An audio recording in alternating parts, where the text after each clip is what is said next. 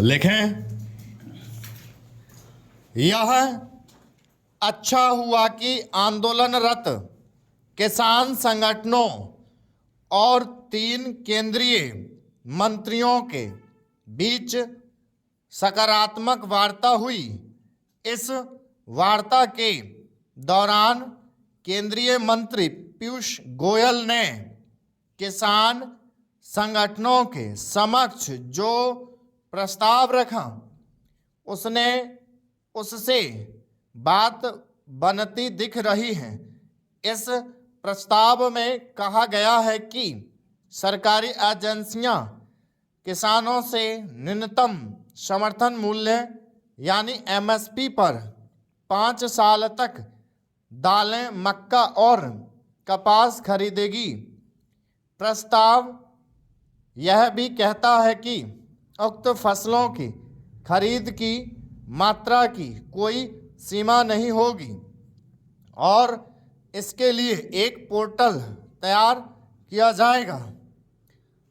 पीयूष गोयल ने आशा जताई कि इन फसलों की खेती से पंजाब के भूमिगत जल स्तर में सुधार होगा और पहले से ही खराब हो रही जमीन को बंजर होने से रोका जा सकेगा। यह एक उपयोगी प्रस्ताव है और इसे ठुकराने का कोई कारण नहीं दिखता, लेकिन प्रश्न यह है कि ऐसा कोई प्रस्ताव इसके पहले क्यों नहीं आया।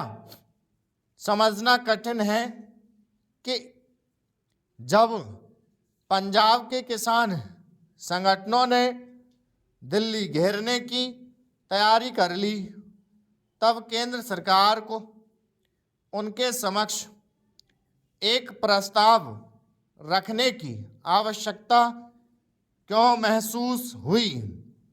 यह काम तो इसलिए और पहले हो जाना चाहिए था क्योंकि 3 वर्ष पहले जब किसान संगठनों के वेजा दबाव में 3 कृषि कानून वापस लिए गए तो एमएसपी पर एक समिति गठित की गई थी। यह हैरानी की बात है कि यह समिति अभी तक अपनी कोई रपट नहीं तैयार कर सकी।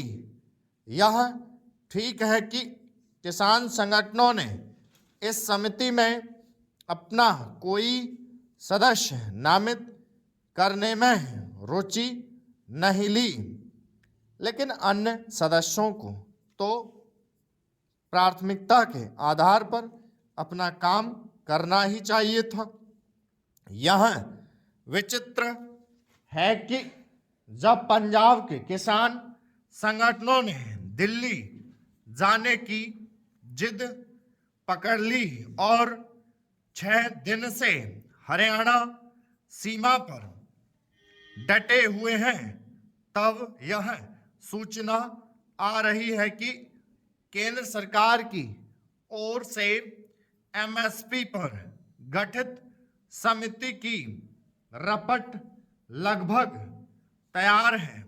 पता नहीं उस उच्च स्तरीय समिति की रपट में क्या होगा और वह पंजाब के किसान संगठनों को संतुष्ट कर सकेगी या नहीं, लेकिन बेहतर होता कि अब तक उसकी रपट सामने आ जाती। इस समिति को केवल पंजाब के किसानों की ही चिंता नहीं करनी होगी, उसे शेष देश के किसानों के हितों का भी ध्यान रखना होगा। इसलिए और भी क्योंकि पंजाब के किसान न केवल अपेक्षाकृत संपन्न हैं, बल्कि वे और उनके साथ हरियाणा तथा पश्चिमी उत्तर प्रदेश के किसान एमएसपी का सबसे अधिक लाभ भी उठाते हैं। स्टॉप